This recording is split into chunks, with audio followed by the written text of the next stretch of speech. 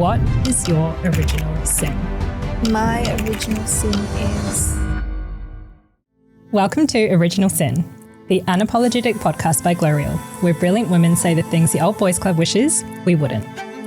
I'm your host, Shilpa, and I chat with some of Australia's most influential women to dig into the truths, taboos, and untold stories that redefine power, leadership, and womanhood. Before we get into it, a quick shout out to our sponsor, Tread Softly. Season 1 of Original Sin is brought to you by Tread Softly, who are a naturally lighter in alcohol and certified sustainable wine brand. Tread Softly also has an award-winning non-alcoholic range, which is my personal favourite and my go-to for social events. This year, Tread Softly launched the Next Generation Female Winemaker program to support a rising star in the industry and continue to advocate for all types of social responsibility, which we love to see. Head to treadsoftly.com to learn more and to check out the beautiful range of Tread Softly wines. Janitha, welcome to Original Sin. Thank you so much. I'm really excited to have you here. I'm excited to be here. I'm glad. A moment for your shoes. They're incredible. Yes. I don't know. Oh, we can see them on camera. Anyone who's listening though. Christian Louboutins. They are Louboutins. Oh, beautiful. With thank you. Sequins, diamantes. Yes. Yeah, stunning. Represent. I was just mentioned they are a very special pair because when I was graduating from uni and I was working full-time, like my first full-time job, I had this goal of wanting to buy a pair of Louboutins for my graduation. So that was my first pair of Louboutins like years ago. And then these are my first pair of Louboutins I got gifted by the brand. So, are they? Yeah. Oh, what a stunning pair to be gifted as well. So it's like a full circle moment. It really is. When did you work with them? This year. Yeah, wow. Yeah. Okay, you're going to have to talk more about like what the campaign was and how it all came about, but we'll get to that soon. So on the way here, I was thinking about if I were to describe you in a word or like a phrase, what came to mind for me was that girl. Janitha is that girl.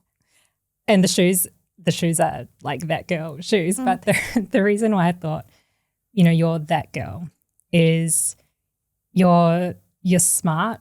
You're so creatively talented. Like you just have such a artsy, creative eye. Mm-hmm. You're so stylish. And you're just so cool. Like you're so fun to hang out with. So that girl is, I feel like we should just make that your tagline. Okay. Appreciate it. You're like, okay, we'll take it. But I'm curious to also know when you meet people for the first time, like how do you introduce yourself or describe who you are and what you do? I mean, I think when I just in general, it would be content creator, model. Yep. Those are the titles I kind of go by now, but it depends who I'm talking to as well, I guess. But it's not, I don't necessarily want to be limited to those titles, I suppose. But yeah. That makes sense. I do because I think of you as a bit of a multi-hyphenate as well because you've got your kind of prior background, having been in accounting and now model, content creator, who knows? Yeah. What else might be around the corner?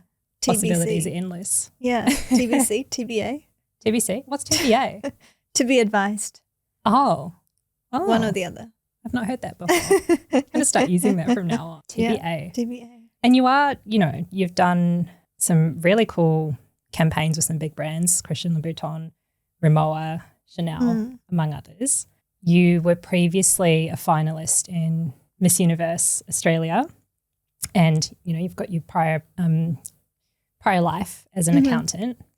Can you tell me something about you that doesn't exist online that people just wouldn't know? I think as I was saying to you before, I'm like very introverted and I like, I guess, spending a lot of time alone and with people that I love the most. And I feel like that is what gives me the energy and the feel to thrive in what I do. And I guess it's easy to look at my profile on Instagram or something and think, oh, she's, out all the time or doing all this crazy stuff.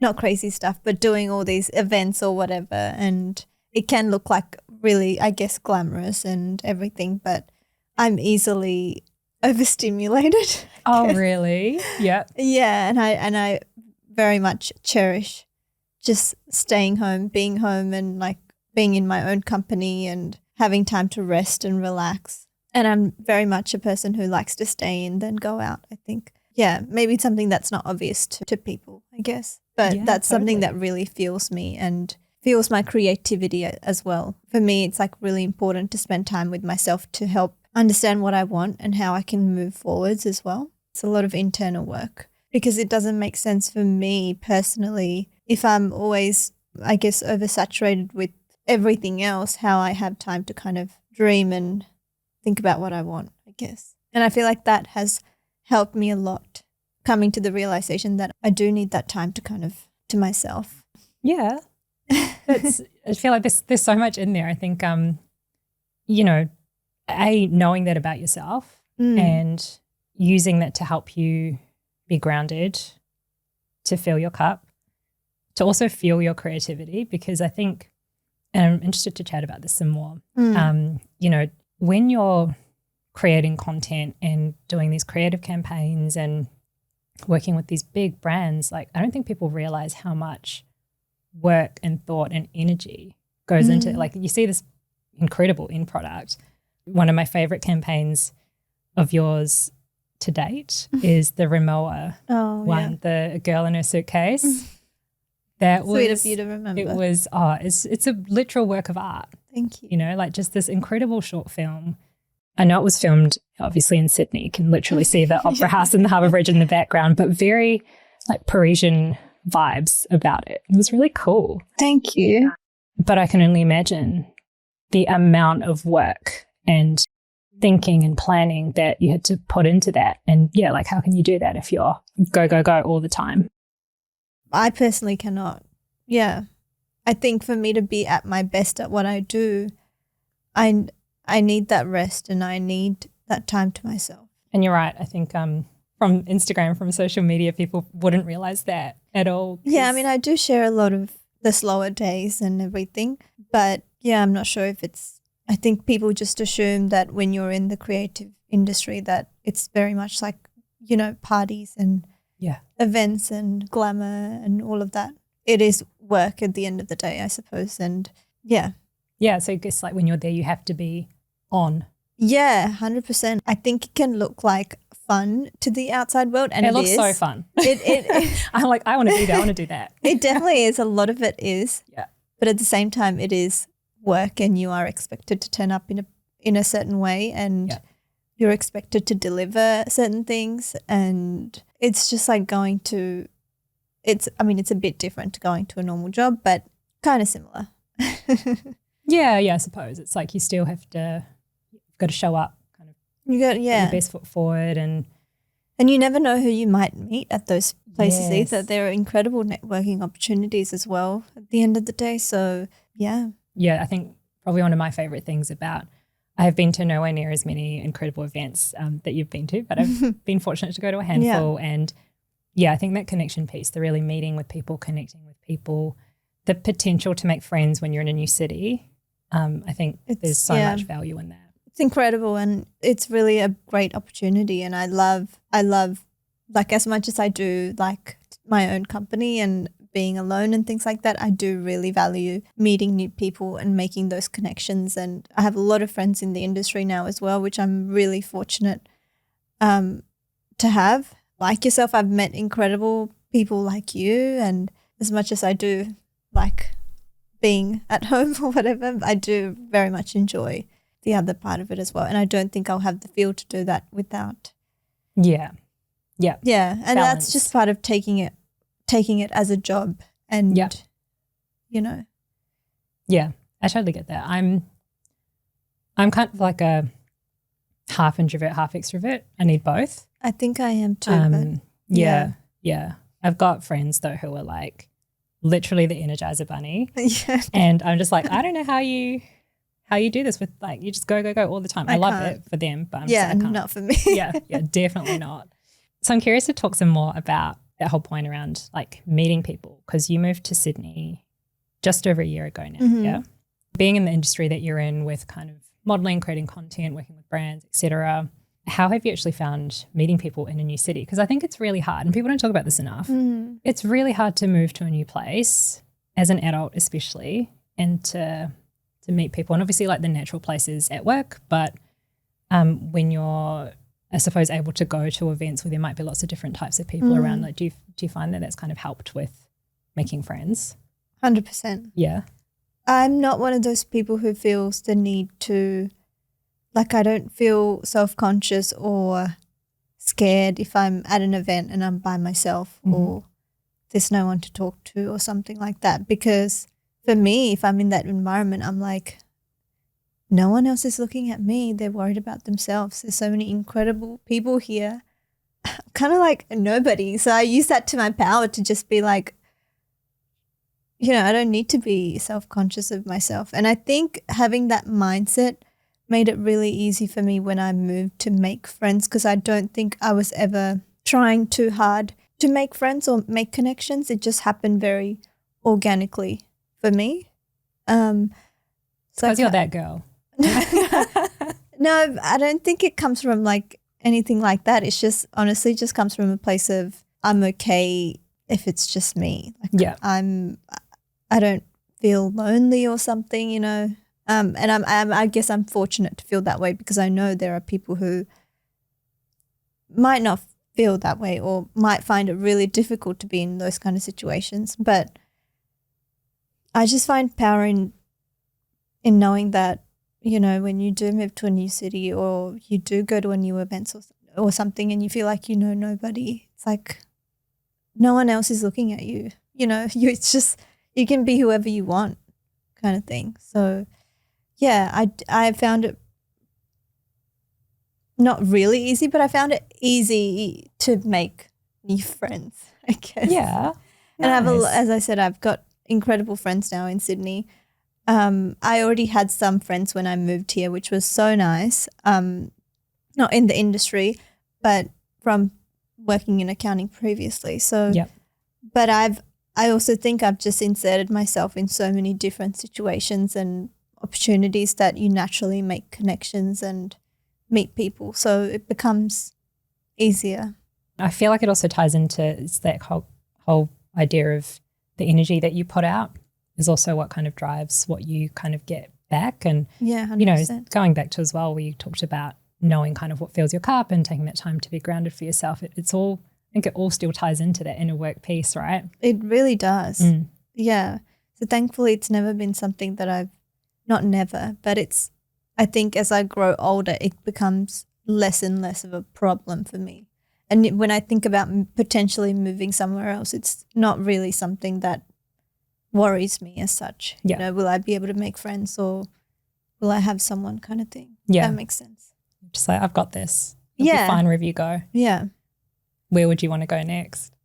I would love to go to New York or Los Angeles. Yeah, nice. Yeah. Have you been to either place before? No, I haven't. But just go to both and figure out where you want to be. I think it'll be that's my next goal, I guess, in life. Yeah, and I suppose career-wise as well. Just makes the place to be, especially New York. How cool. I'll come visit you. Yeah, TBA. I'll come visit you in either place. I love both places. Yeah. So lots of Aussies in New York especially, so you would not be short of friends. Okay, so you mentioned before about how you had some friends here in Sydney already from your previous life as an accountant, and you know, I think some people might be surprised to know that you have this whole other life before becoming the Janitha that we all know and love now. Curious to know if there was a particular moment where you went, this isn't for me, I need to do something else, or was it something that was kind of always in the back of your mind? I think I always knew that wasn't for me. Yeah. I think I mentioned to you when I caught up with you, I knew it wasn't for me the day I got an internship at there's top 4 accounting firms, and I got an internship at one of the big 4 accounting firms. And that's a big deal for someone working in accounting studying accounting, because that's what you strive for as a student doing accounting, working at one of those bigger firms. Is this like Deloitte, like the big 4, Deloitte, PwC, KPMG? So it was at Deloitte. Yeah, nice. That's like Did I do it? Or EY? I can't even remember now. One or the other. yeah, like I've blocked it from my mind. It's a blur. But yeah, that is the dream. Yeah, it is, and it was a dream for me to get an internship and then to be working at one of those places. So I was doing it. It was my first day of the internship, and I remember sitting at the desk and going, "Oh my God, am I going to be doing this for like the next 40, 50 years?" And I just knew, like, internally something's not right. And I did kind of press that feeling down and try to just push it away. But I think it was just always there. Did you try to press it down because you kind of thought that this is what you should be doing? You know, you go to school, you go to university, you get a job, you have a traditional career path. Yeah, it's what I studied. I don't think I like to look at myself as someone who was wrong in what I chose to do. Yeah. You know, I think at that age you also think, I know everything. Like, yeah. I'm not making a wrong decision. Like, of course it was right. You're like, I'm an adult now. Yeah. I know exactly what I'm doing. But I think, so I didn't, so the pushing down was definitely a part of just sticking to my decision and thinking that it was right, I guess. Yeah, makes sense. But then you've decided to completely pivot into something. Yeah, it wasn't so like different. It wasn't like a complete switch or anything. It's definitely something that's happened gradually. At one point, it felt like I had no choice but to leave accounting, and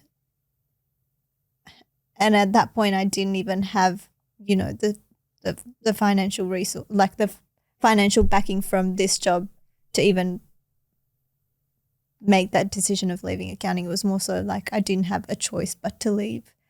Do you want to talk about it? Why did you feel like you had to leave? I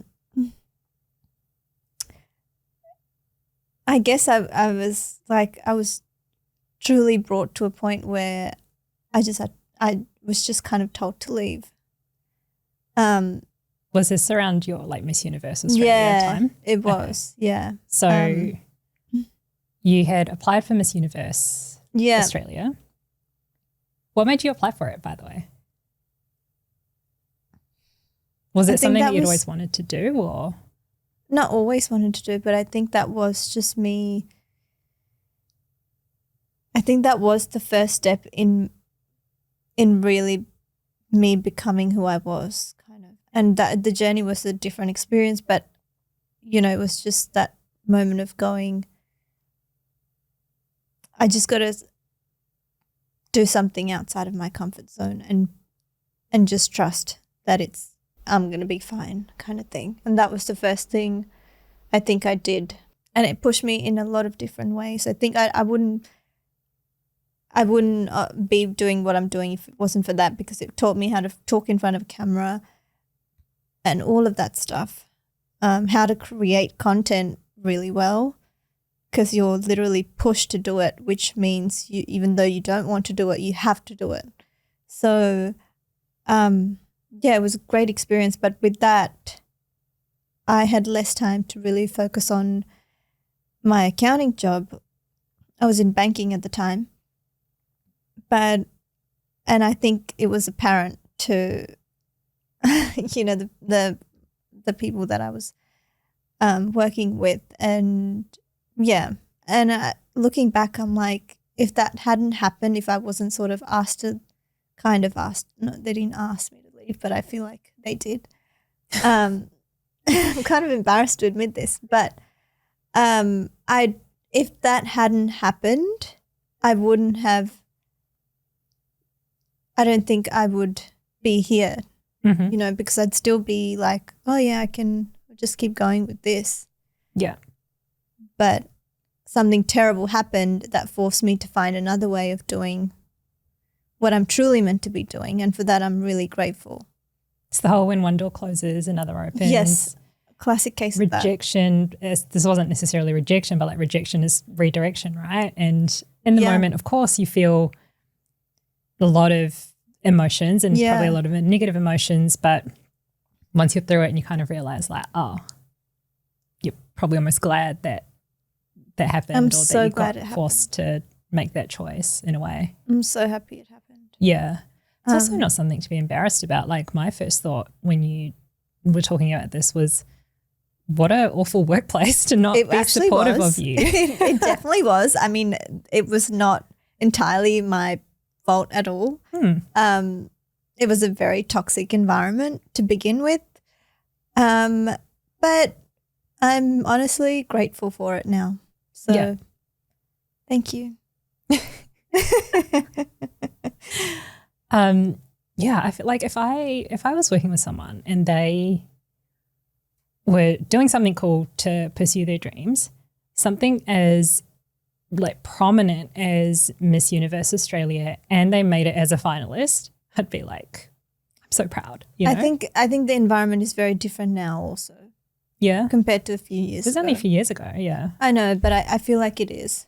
Probably because I feel like it's a bit more accepted for people to, you know, have their own businesses and have more of a work-life balance and all of those things.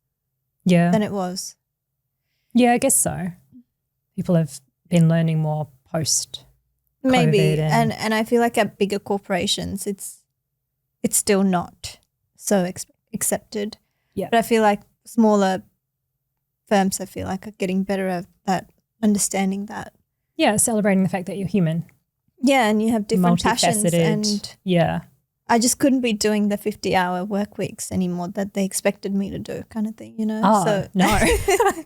Can you imagine? You're like trying to do like crunching numbers 50 hours a week, doing these incredibly creative campaigns and still finding time to be at home. Yeah. To it's just chill. not realistic, and I think I just need to realize that. Yeah. Plus, you know, it kind of got you into doing what you're doing now full time. And that wasn't when I didn't quit accounting fully at that point. I took a break and then came back to it. Yeah. But I gradually let it go. So I did 4 days, I did 3 days, 2 days, and to nothing kind of thing. So you staggered out. Yeah, so it wasn't a complete pivot as such. Because for me, it really, you know, as you do, if you think about content as a job as well and modeling as a job, it is something that builds. Some people are very fortunate for it to just like do super well. You know, they might go viral for something straight away and they do super well. But if you really want to build something and make it long lasting, then you really do need to approach it from like a career perspective. And it's like, you know, you are building little by little by little and getting paid a bit more every single time. So for me, having that accounting job on the side meant that I could support myself and make decisions like buying my first investment property and congratulations. Moving to that was a long time ago, I feel like now. Or moving to Sydney. I couldn't have done it if, you know. And I'm someone who likes to feel comfortable. I don't want to be a struggling artist. You know. Is that like the accountant in you? Maybe. I think it's the Taurus in me. It's my personality. You're Taurus. Yeah. I'm an Aries but on the cusp of Taurus, so I don't know what that means, but we vibe well, so very that's like good. safe, I guess. Yeah. Like, yeah. But I think it was that just of being like,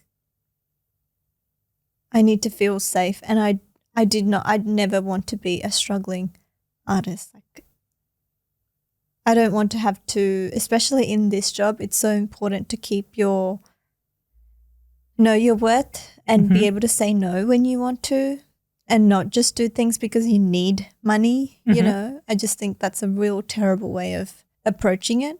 So that doing that accounting job really helped me have freedom in choosing what I wanted to do creatively and making sure the opportunities that did come were aligned with who I was and what I wanted to do. There's a lot of power in that actually, and I think people are talking about this more and more now, particularly in that context of, you know, for the longest time, or, you know, even now, people will be like, just quit your job and follow your dreams, and it's like you do need, like you have to pay the bills, right?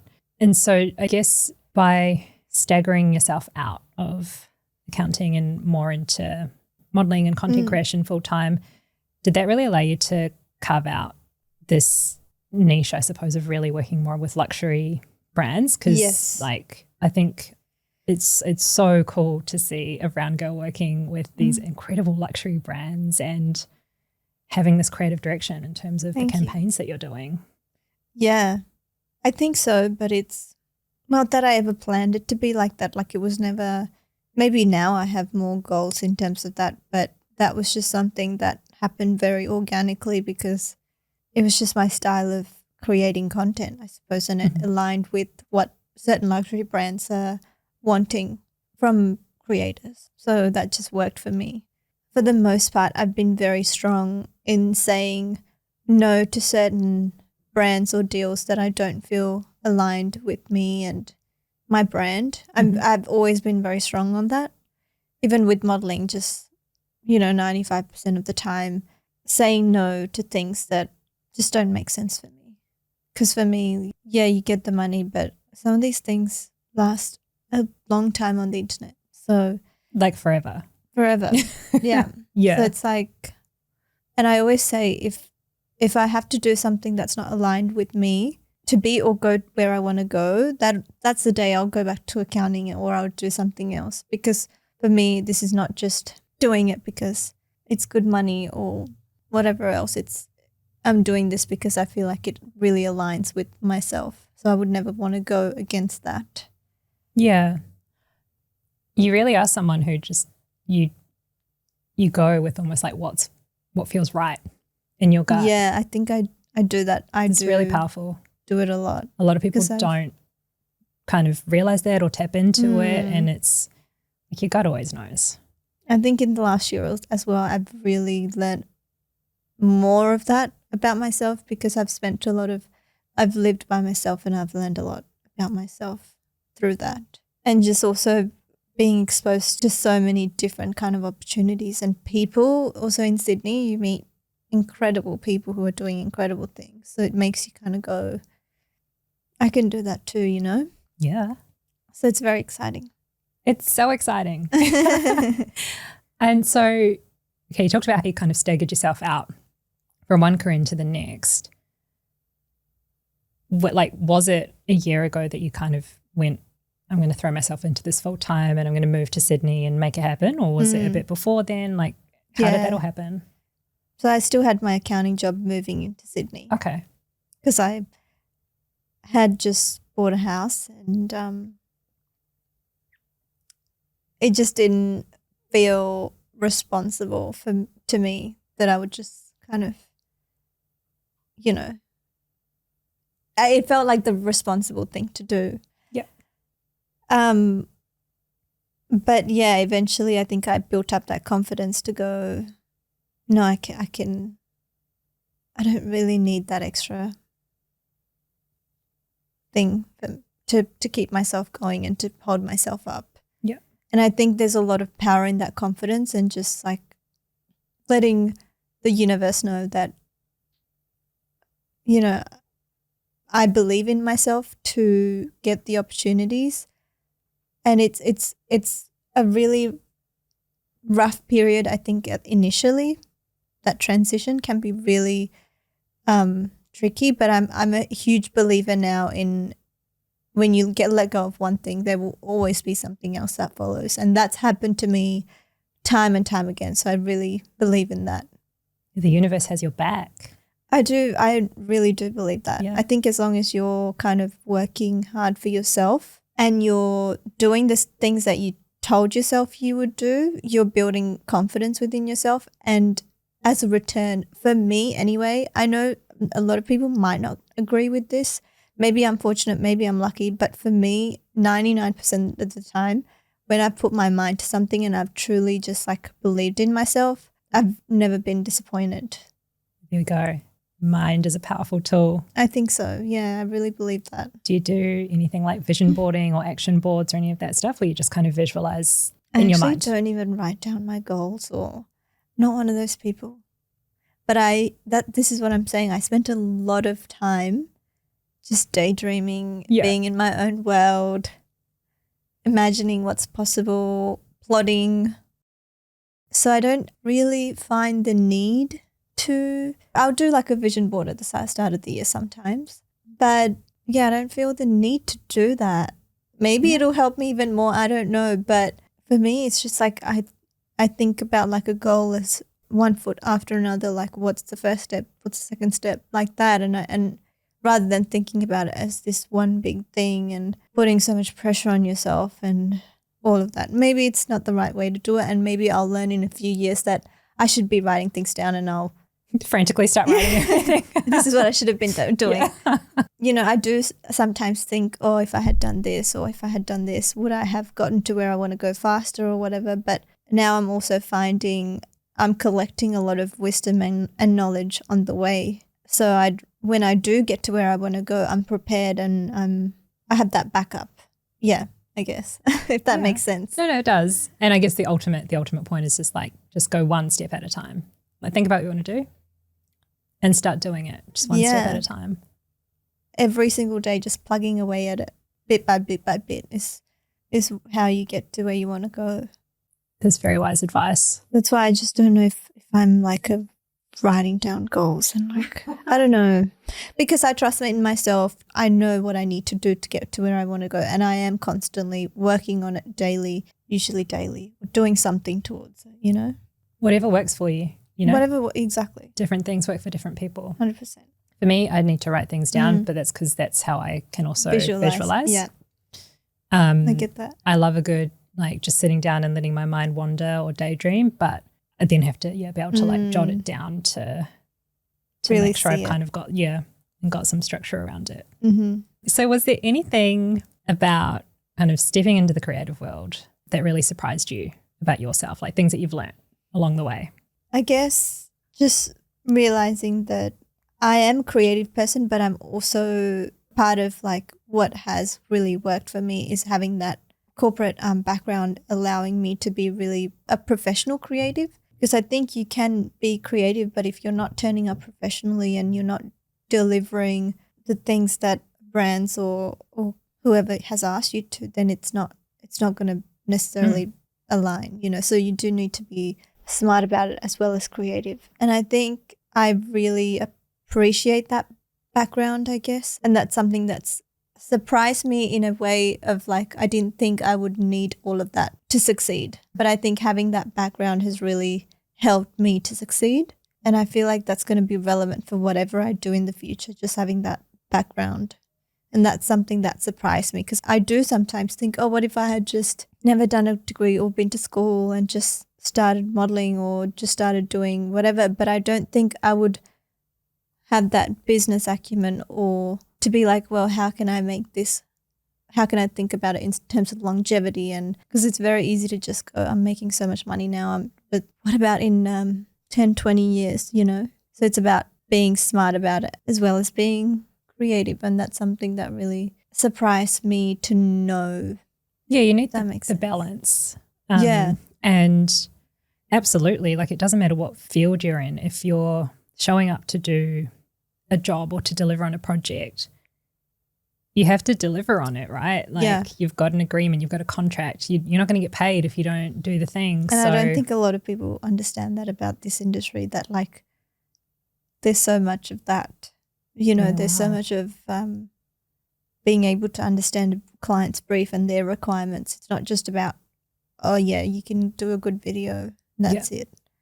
You have to deliver it on time. You have to turn it around in the time that they want, as well as fit it in with everything that you're doing, with the weather, with the photographer, with whatever, you know. So yeah, and I don't know if maybe people who don't work in this industry understand that. Maybe they just think like, oh, it's just, you know, how hard can it be? Just show up, take a photo, it's easy. Do whatever you want, but it's not like that. There's a lot of things brands expect. Yeah.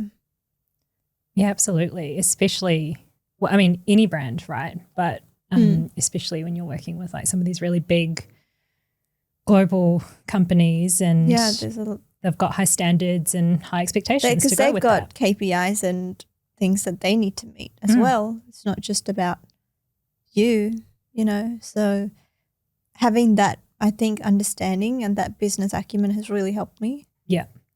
That makes a lot of sense. And now anyone who didn't realize how much work goes into creating a campaign, you know, it is doing a video, a reel or a TikTok on like for a brand is just how much goes into it. Because you're doing everything yourself. You're coming up with the idea.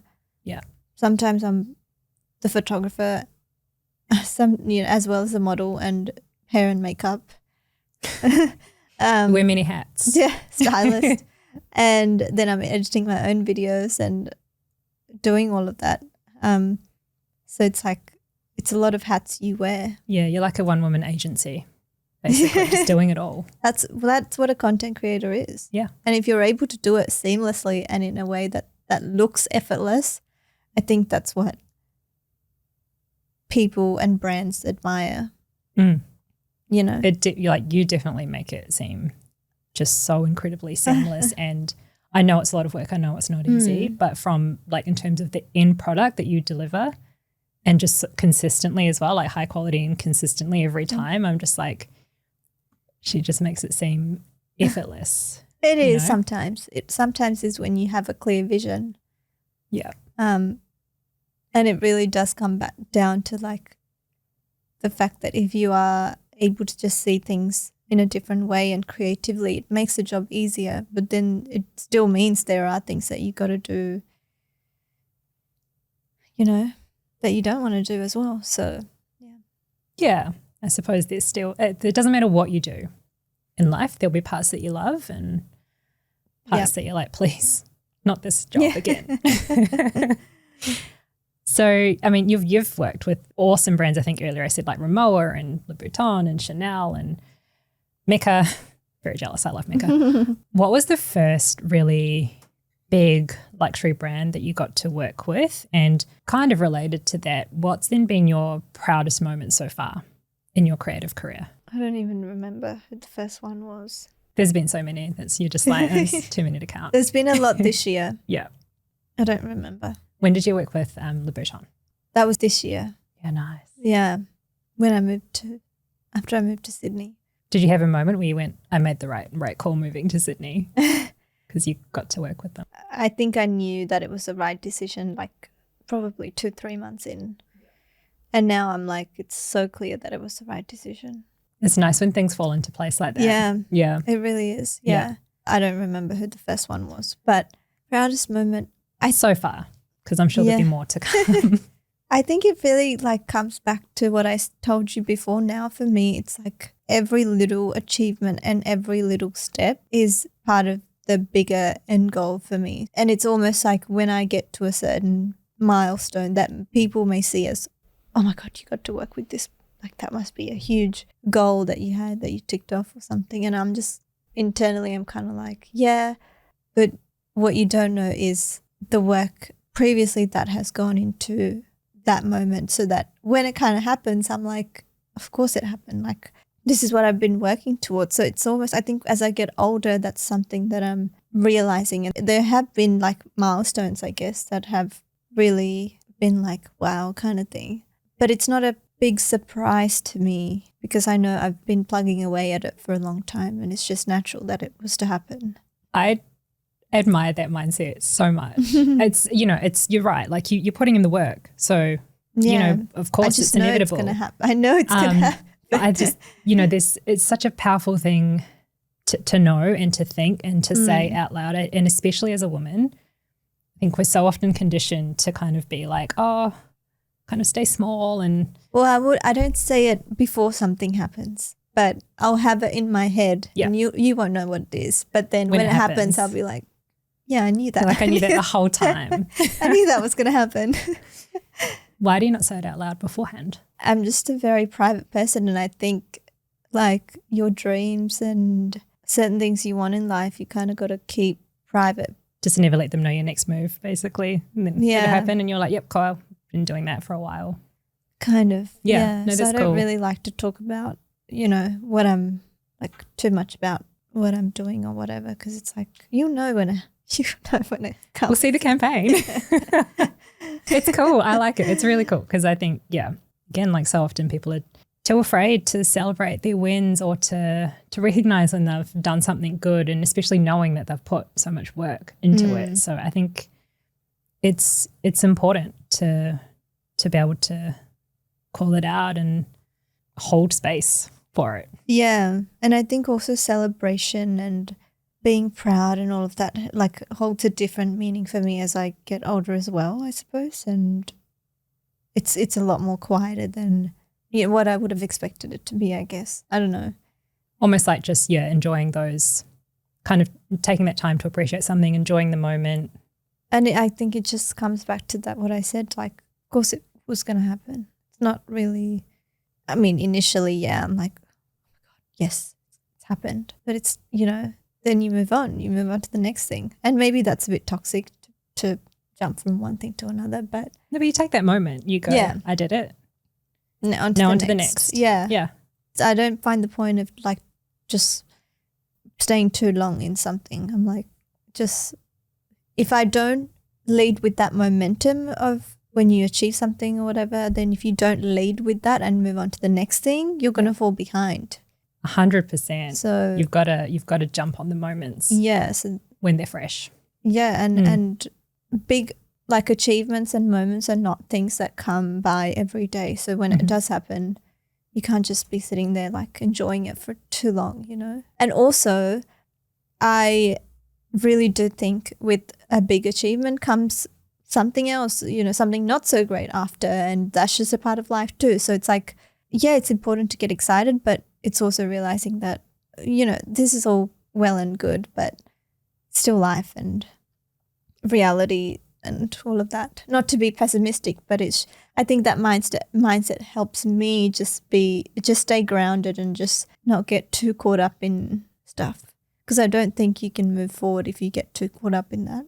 Kind of just flying high all the time. Yeah. It's not realistic, I don't think. Yeah, that's fair.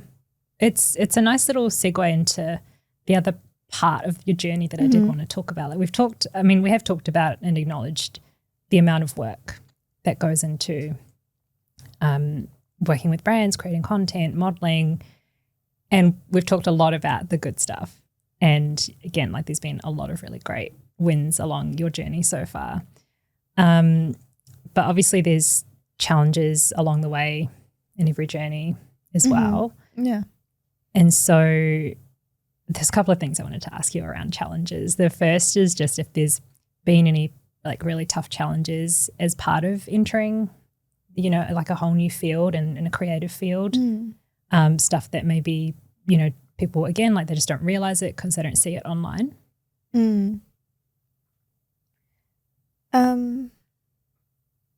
Lots. I guess the biggest one is just it's so important to know your worth, know what you're offering, and really have confidence in that. So that has been a big challenge for sure. But yeah, I think that's one of the more important and bigger challenges that I've faced, I suppose. Yeah. And how do you work through that, like in terms of knowing your worth or maybe feeling imposter syndrome? Yeah, like what do you do when it shows up? It shows up all the time. Yeah. Even today. Yeah. And it's like you're the most famous person in the room. No. See, I don't feel like that at all. Oh, you're so famous. That's why I said you're that girl. Everyone knows you. I don't know if it's imposter syndrome, but it also just like, it's just a bit cringe to me. If that makes sense. I don't know. No, I understand. Do you is there anything that you would do to kind of push through, or like maybe in terms of having had to advocate for yourself in a new industry? Like if you were talking to Janitha from 10 years ago and she was just starting out, like what would you say to her? I would say I had like equal balls. Am I allowed to say that? Yes, absolutely. You can say it again with conviction. Yeah. In like my early 20s. Like I remember going into my first event and just not, like I said to you, just not caring if there was someone to talk to or whatever. It did not bother me. I think for me, imposter syndrome is more of, I don't know if it's imposter syndrome or if it's more like me just standing there going, how the heck did I end up here you know, how did this happen? Like, did someone get my a name wrong? Or just quietly. I don't know if it's imposter syndrome or just me internally going, wow. Like, this is my life. Yeah. Yeah. There's a lot of that. Yeah. There's a lot of that happens, especially in the last year, that I've gone, oh my God, like this is crazy. And especially moments when like things you've been working towards start to get momentum and things happen. It's like, oh my God, it's happening, you know? So it's, I don't know if it's imposter syndrome, but it's more like that disbelief almost of this completely contradicts what I said before, but just that, you know, just that slight moment of going, what? This is actually happening right now? Yeah. You know? That's the natural part of the whole process, right? You've been working towards something, it works out, you go, oh my gosh. Yeah. Like this is happening, and then it's like, oh my gosh, yeah, of course. Yeah, You know? yeah. It makes sense. I think that's normal. That recently I felt like that. I went to this event with Amiga where Janitha Perera was. Oh, yes. Yeah. And I saw your photos and I was like, oh my gosh. And in that room was all these incredible people, actors, models, like top models in the industry. And in that moment I was like, are you sure I'm supposed to be here? But then we're like, yeah, I'm supposed to be here. And then I was like, yeah, okay, I guess happens all the time. But I think it also helps you be grounded and just like keep it real. Keep it real. Yep, we like that. So another question around kind of challenges, or actually no, it's really about representation. So you're a brown woman, working in creative fields, working with luxury brands. Like, do you ever feel, or have you ever felt like you kind of carry this weight of representation on your shoulders, or is it not something that's really kind of impacted you so far?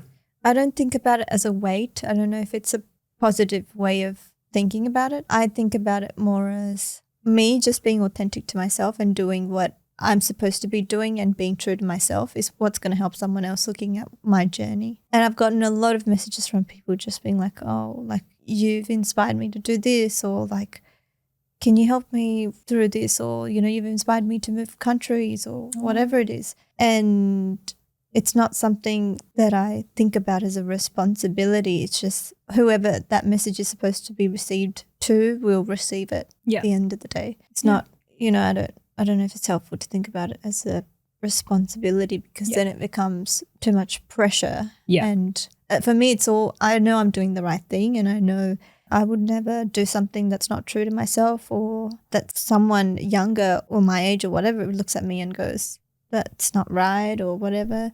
So for me, I think you lead by example at the end of the day.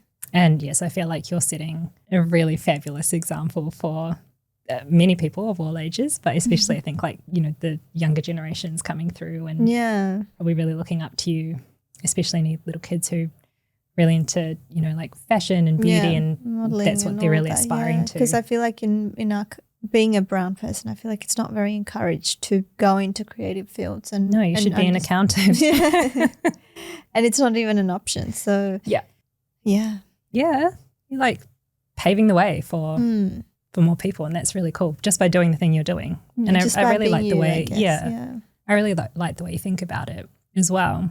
So Original Sin, we are all about brilliant women like you sharing their big, bold tips that the Old Boys Club doesn't want us to share. So my last question for you is, what is your original sin? My original sin is trusting my gut and my intuition, and what I wanted deep down, trusting what I was really good at and really going for it. Yeah, I think that's what I'm going to try to do a lot more of going forward, and what I would have loved to have done more in the past. I mean, it's so important to follow your intuition, to go with your gut. And if anyone didn't fully believe in that or align with it, like I think they just need to look at, you know, how far you've come and your journey and where that's led you to realize that it's a great sin.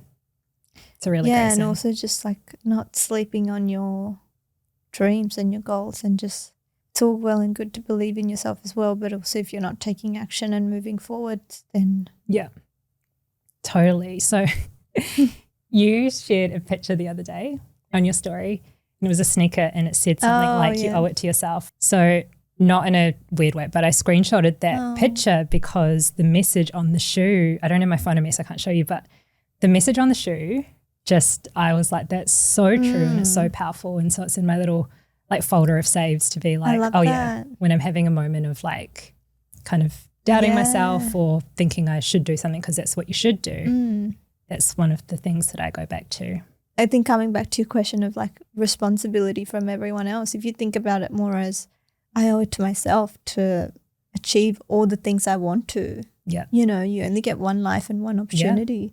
So you kind of have to just like go for it, because nobody is going to push you. Like no one will if you don't do it for yourself. Exactly. So live your life, because that's what we're here for. Yeah, I love that. That's so cute. I was like, oh, I love that message. It's not mine. I've had that quote for a while. I love that. It's a cool one. Yeah, it's really special. It's a really good reminder. Well, Janitha, thank you so much for like taking the time and your insightful answers, and just for sharing like your story and your journey, especially recognizing that you are quite a private person. So I really appreciate you taking the time and sharing bits and pieces with me. Thank you for having me.